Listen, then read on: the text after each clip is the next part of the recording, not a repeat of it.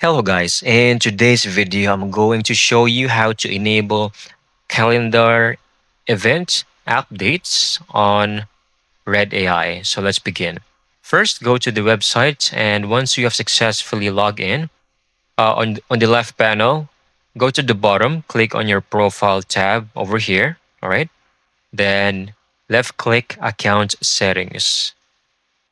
Now, once you're on this interface, click on report sharing.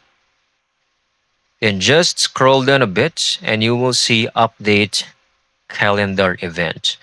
So by enabling this after a meeting, update the calendar event description with a summary and report links. If I'm going to enable this, there's going to be another option that will pop up when the calendar event is updated.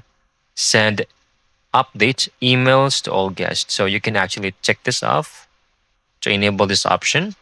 And the website itself will automatically save the changes for you. So that's it. That's how you can successfully enable this. I hope you found this video very helpful.